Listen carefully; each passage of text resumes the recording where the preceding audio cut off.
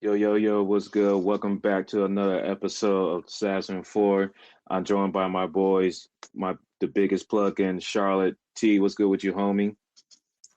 Not much, bro. I'm just had a little travel season, bro, and we came back to a classic on Monday, man. Yes, sir. Also, shout out to my other boy in Charlotte, Cino. What's good with you, man? What's going on with it? Y'all know what it is. 704 in the building. 252, stand up. There you go. Shout him out, man. What's your area code? I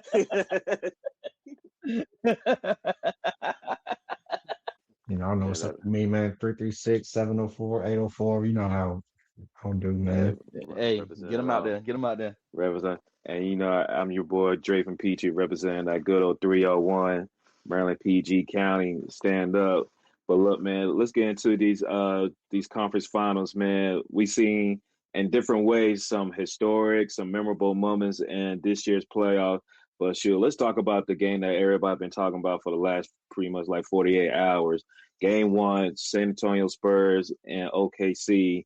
Man, we witnessed some shit in that game, man. That was one of those all timers right there. It was some good hooping going. What we love to call ethical hoops going on Sunday night, man. So, hey, man, tell me y'all thoughts of the game. I know everybody just Wemby just put a performance on, man. Like I know there was a hell of players that was out there hooping, but Wemby was the one that stood out, man.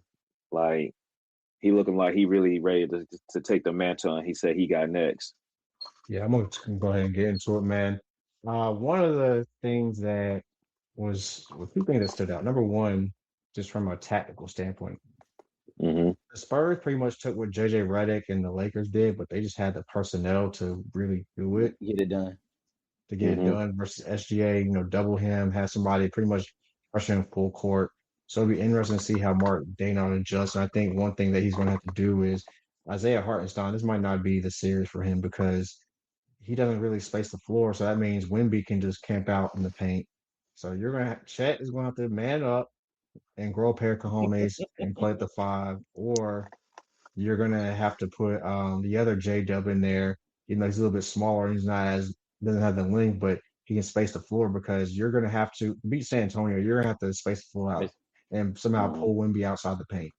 He offers too many shots in the paint, and we saw that even in overtime. Like J Dub tried to do what he could to defend him off. It really should have been an offensive foul. He really tried to push Wimby Yeah. off. Wimby's so big and so long, like he just blocked the shot anyway. So Isaiah Hartenstein might not be as playable in this series as he's been in the past. So I think that's going to be interesting to see how do they counter what the Spurs did to SGA. And also Jay Mitchell, he had a great postseason, but this ain't Phoenix and this ain't the Lakers.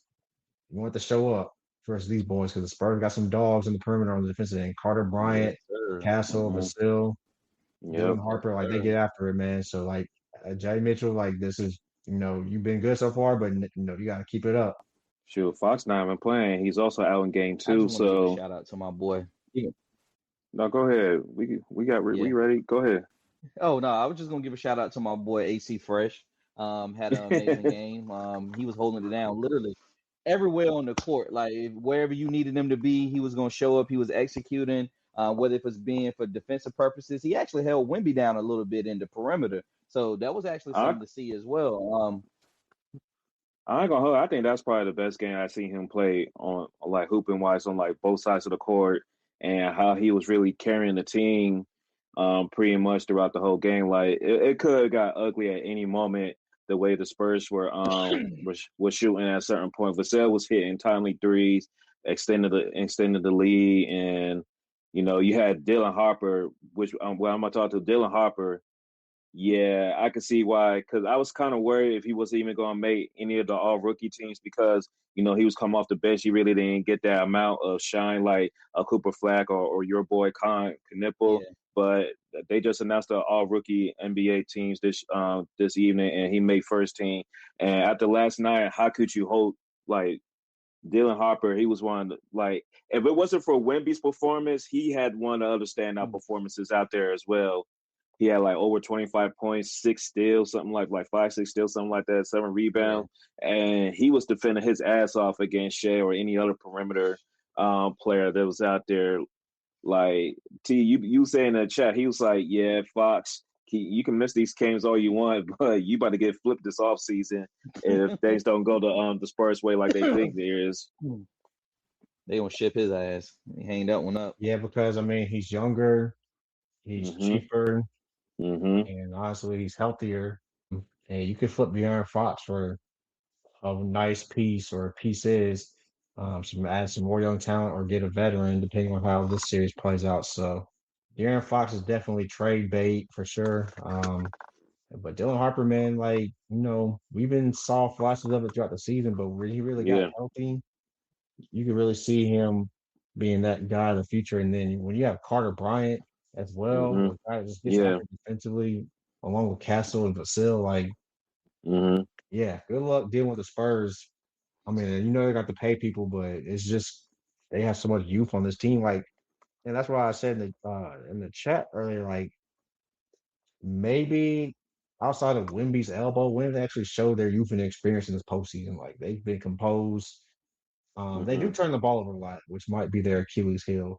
So we're Yeah. interested to see if, especially with Fox out tonight, can Oklahoma City somehow up the pressure even more on the defensive end, because they Spurs will turn the ball over. So Yeah.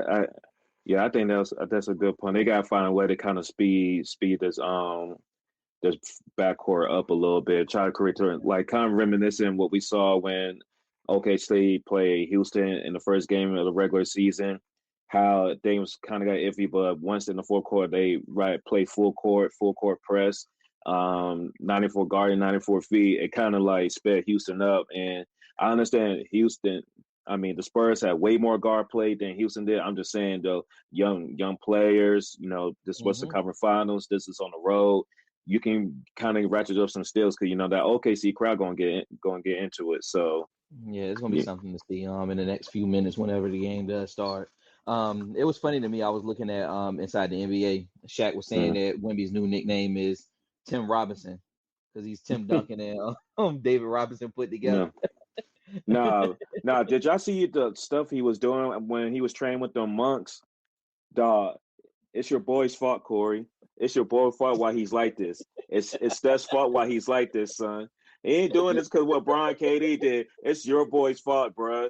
That He does got to take the L for that because like it's funny. Y'all remember that post that I sent y'all this morning? It was talking about how he shows respect to all the veterans, but then it was like yeah, he doesn't show respect to Draymond. It also didn't yeah. show Steph up there either. He doesn't show Steph no respect. He hates him. That man getting tired of losing to USA and them French jerseys, man. He's sick of this shit. That my man became Bruce Wayne for a summer, dog. I was like, oh hell no. I'm telling yeah, you, the man. last day, Never thought I'd see no shit like that in my days. when I go ahead, T. Yeah, bro. Like, we joking, but that man really was a Raz Al Ghul in the League of Shadows, bro. Like they had him dribbling up mountains and shit for hours. Like, and then after that, he goes to Hakeem, and after that, he goes to KG. Like, what type of shit is this man on, bro? I'm telling you, keep Dirk away from him. Keep Dirk away from him. That's the last piece, man. I'm trying to tell you, don't let him get to Dirk. Because a 7'5" dude with a one leg fadeaway jump shot, nah, cuz dang, women been so good. My boy Corey glitched. Hey, man, that boy, the numbers don't lie, bro. Like, Hmm. record amount of viewers for a game one of a conference finals. Like, people, this year is definitely good for the league, man. Like, this is Yeah, definitely what the league. I mean, we already debunked this myth last year, or was it last year or like year before? I think it was last season. Well, last season we debunked this myth about the NBA and viewership and all that stuff and on all that other crap that people yeah, try to yeah. spew on Last there. year, So we yeah. already debunked the myth, but it's crazy that now we're seeing viewership we haven't seen in years. And I know some of that is also a factor due to like some of the games are on Peacock and whatever. But Hmm. point is, people are watching, and the league is in good shape. So Wemby is definitely the face of the league. That's very obvious. Um, if he gets to the finals or wins the championship, we're gonna see propaganda that we've never seen before.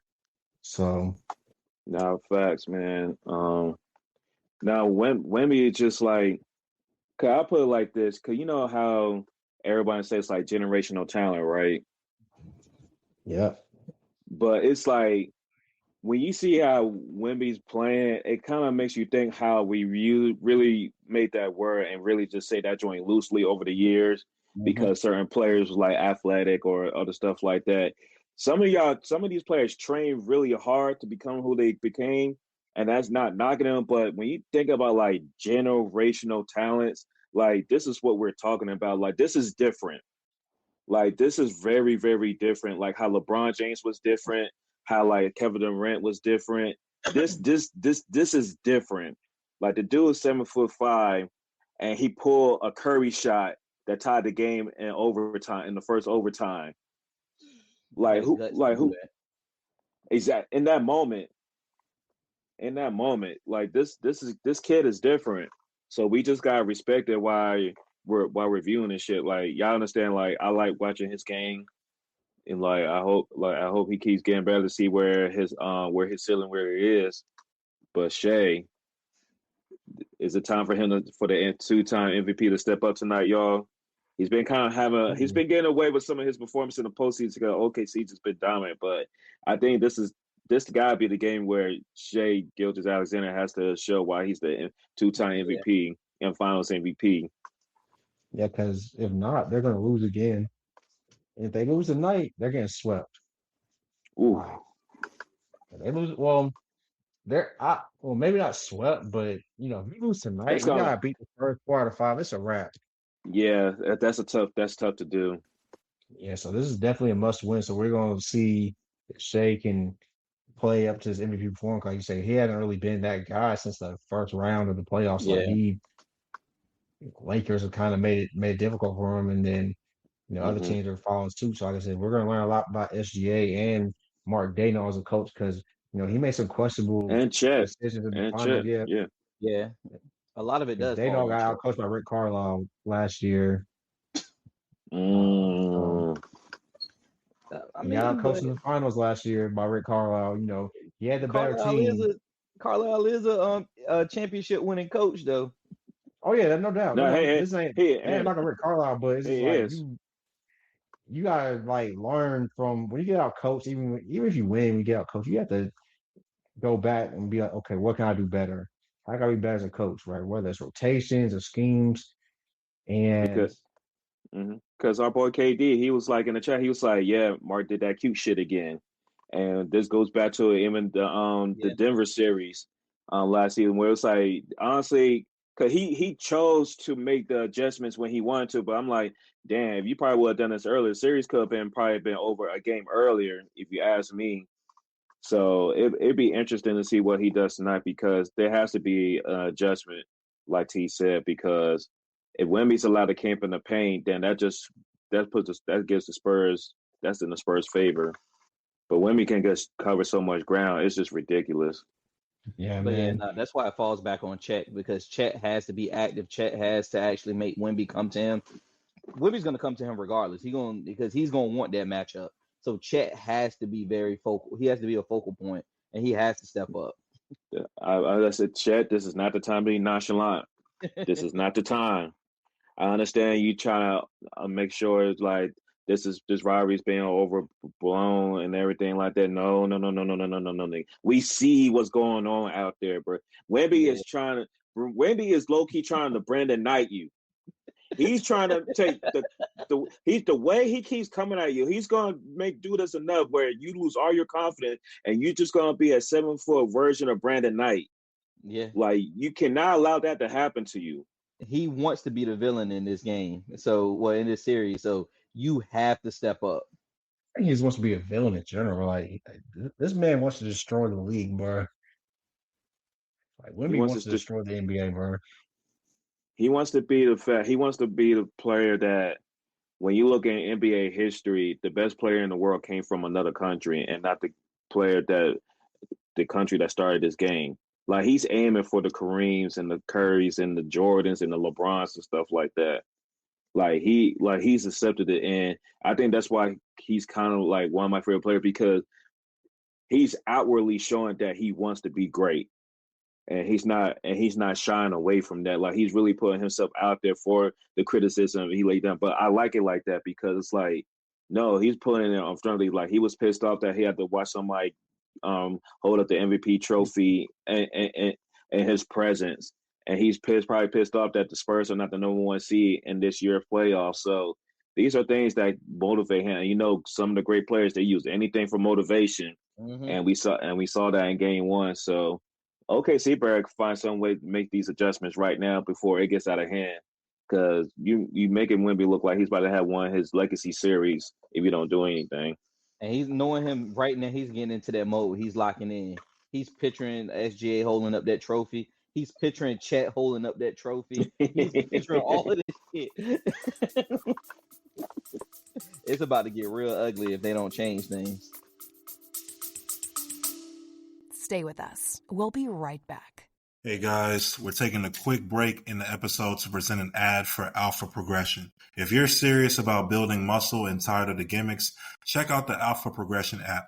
It's no BS, just science-backed training designed by real lifters and competitive bodybuilders. Alpha Progression has already been named the App of the Day by Apple twice, and it's the top-rated fitness app in Germany, now making waves worldwide. What sets this app apart? First, the intuitive workout logger. It's powerful enough for seasoned lifters, but simple enough for beginners to jump right in. Then there's the AI-powered plan generator. It customizes workouts from scratch based on your goals and equipment, with over 1,000 trillion input combinations. Quality-wise, this app has workout plans that measure up to the best personal trainers in the world. And it doesn't stop there. Their progression algorithm gives you exact weight and rep suggestions based on your performance, so you're always improving and never plateauing. And right now, we got a special deal for you guys. For you all as Assassin4 podcast listeners, get 20% off your first payment using this following link, alphaprogression.com/Savsin4. That's alphaprogression.com/Savsin4. SAVSIN4. Train smarter, grow stronger. Download the Alpha Progression app today. Yeah, but I and mind you, this episode probably going to air after game two, but I'm gonna say OKC just because it's desperate time. They need to win this game. So yeah, I got them winning. It's gonna be a close game. I want to say like a 115-110 type game. I think Oklahoma City will probably win by I think it'll be close, but they'll pull away in the fourth quarter. And then game three on Friday will be epic. I think that's a swing game. Anytime a series is tied, that game three or game five is very important. So, but I'm gonna go Oklahoma City. They're a defending champs. They have pride, and they know they can't afford to go down 0-2. Like you go down 0-2, good luck. Against this team, yeah. But shoot, going to the east side, the Cavs and the Knicks. Man, you called it too early, T. That's why I ain't say nothing. I was like, I'm gonna wait. Bro, how you would think a team with 22 with 7 minutes left would hold on, bro. It's like literally a 99.9% chance you win that game. But of course, James Harden and Donovan Mitchell and Kenny Atkinson blow that shit, bro. And you see James Harden getting absolutely cooked, bro. And you don't call a timeout. Like as much as we can get on James Harden for being a cone, as a coach, you have to call a timeout. You have timeouts on the board. You have timeouts on the board. Hey, yo, T, did you hear his reasoning? Something about a challenge or something, bro. No, he said, I just want to hold on to my timeout, but you didn't do anything with him.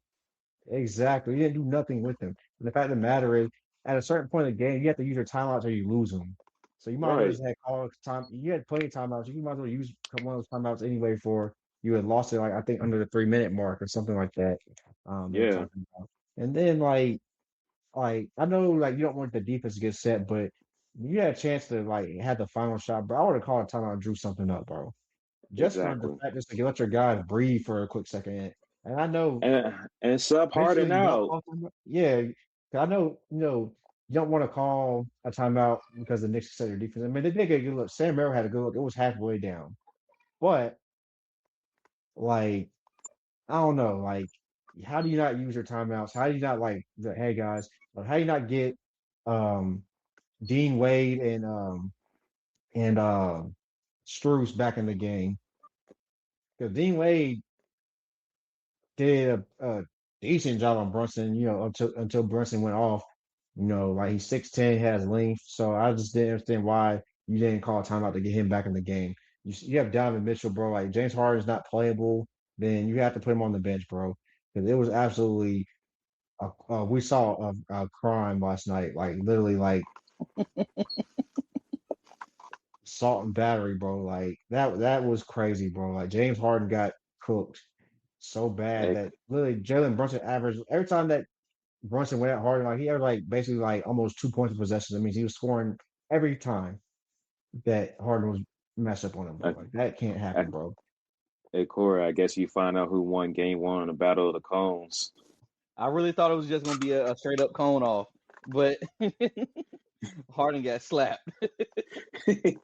Like that was just so disgusting, man. And I was like, that's why, like BT, he couldn't be here, but BT, he said, I don't trust this shit. I was like, I was like, I don't find myself as a pessimistic as BT, but I just knew. 'Cause I was like, because you know how you have a weird feeling. I was like, why is this joint don't feel like it should be over with? and sure enough, it went from 22 to like 14 real quick. I'm like, if this bitch get like the 5 with like 4 minutes left, yeah, they gonna trick this shit off. They gonna trick this shit off, man. Letting Landry Shaman hand shots in the guard and getting these motherfuckers riled up and shit. I was like, see. Nasty work at play. So was that what you think the Cavs are gonna be psychologically like over the rest of this series because of how they just tricked off game one? No, I was just gonna say, they're the team. If they go down 0-2, I think they're gonna get swept. Yeah, I'm gonna say I agree because one, the psychological effect of losing the game. Two, you just played a game 7. You only have one day of rest and you got to play. And from here on out, it's pretty much a day of rest in between. So we saw this with Philly. They had to Mm-hmm. come off a tough 7-game series and play the Knicks, who finished their series a little bit early in the game 6, and then now the Knicks are coming off a sweep. So they're 9 days off, so they're fresh. And Cleveland, if there's ever a game that you're going to win on the road Yeah. in a 7-game series, especially when you're coming off a game 7, is game 1 because the other team's gonna be rusty. And you have a little bit of like rhythm, you might be tired. That's another thing. Like you just played a game 7 against a very physical Detroit team. Like you should use your timeouts just to give your guys a blow because they're beat up to hell after coming out of that Pistons series. So I don't know what Kenny Atkinson was doing, but that was coaching malpractice last night, and it's probably going to cost them a chance to make the series competitive because, like you said, they don't win game 2, which is going to be very difficult coming off of the mental low of losing that game. I don't see them winning 2 games. Well, I'll say this: Cleveland does play well at home. They only lost 1 game at home in the postseason. They were down 0-2 to Detroit, but this is a completely different step up on the defensive Like, team of Cleveland than what they had to deal with Cade Cunningham. Really, it's Cade or bust ball. Like yeah, there's more options on the Knicks. exactly, you got Brunson, you got Cat, you got Anunoby, you got McBride. Jordan Clarkson can give you some points off the bench. Bridges, Bridges. So like they have, like you said, Alvarado. more ways they can beat you. Yeah, they have more ways they can beat you, and they're rested. So like I said, if there's ever a time for the Knicks to get to the finals this year, it really was laid out perfectly for them. You got a Philly team Yeah. who best players injured, and they had to play a 7-game series, and then had to come to New York the next day. Then the same scenario versus Cleveland. So, New York, this is it, man. If y'all don't get it done this year, I don't know what to tell y'all. Oh, this is really. I think if the Knicks don't get it done at any point this year, it's going to be Knicks fans expect to be out of this joint for like the next decade because the young talent that we seeing coming out of the East and the West, Like this is really like the year to try to win a championship. I hate to say it because I don't want them to see it, but this is really it because I don't see it because the way contracts and the CBA going, y'all ain't gonna be able to keep that team together for so long either. Exactly. They might have 2 more years max with that team, and that's a I think they got. strong. I think you got to do something this year because you gave up 4 picks for Mikal Bridges, and if you Yeah, can't get it done this year, like if the Pistons get another player to help them get better, if y'all turn the corner because y'all gonna have more time with y'all core playing together, and then you talking about all these other teams that are getting better in the East, yeah, because unless Boston makes like a massive outside I don't know where trade, you can't expect them with a healthier Tatum and Jaylen Brown that they're gonna come back like on some pissed off revenge type shit. So yeah. and the Pacers gonna have Tyrese Halliburton back, so we see how they look when they're No, not first round, not the when they're East just not gonna be first round ready pick having regardless. so. The East gonna be a whole lot better regardless if you think about it. It really depends on how healthy Philly is gonna look. They have an incredible backcourt that's gonna be up and coming with a Maxey and a VJ. I'm gonna be real Um, with you, Corey. I just at this point 40 games for Embiid. Is it the over under is right there. I take it, I take it or leave it, man. 40 games over or under. That's the parlay for NBA every year going forward. If you just got to decide if you're going to ice him until like spring, or you just play him every 2 games and then make sure he just don't get a weird injury that has him out for X amount of time. All right, and yeah, I can't count on Philly for shit right now. They're a great team, but you saw what happened. And B missed games in the first round, and B missed games in the second round. There nah, was a you seven. got a There was point. there was a 7 seed because he's been out most of the year. Yeah, man. But yeah, Cavs, y'all tricked that joint off, man. Y'all tricked that shit all the way off. But we'll see because Donovan Mitchell looked like he was gassed too. So, but he really gonna have to carry this team because James Harden, he's gonna cause them. Well, it's about to be games 2 through 4, so we see what time James Harden is on. He usually plays well when nobody expects him to. So games 2, no, actually he's going to be some buns next game. So it's Yeah, games again. 3 through 5. It's games 3 through 5. James Harden comes He alive. might change it up because how he played last game, how he played last night, he might change it up on us. Yeah, shit. Because that's not cool. That's a pride thing. If you just going to do that on defense, honestly, I don't want your ass on the court. you Nah, can you you got a can point there. you can come off the bench if you're going to be on that bullshit. At least try, my nigga. At least try. Use your fouls. That was nasty work. Then they was playing. They was posting the videos of him at like not like summer league, but it was like camps or whatever, and he was just letting kids go by him. It was like this type of defense he was playing. I was like, oh man. For sure. Trust me. If James Harden is your security at the club, it is not safe. Don't go in there.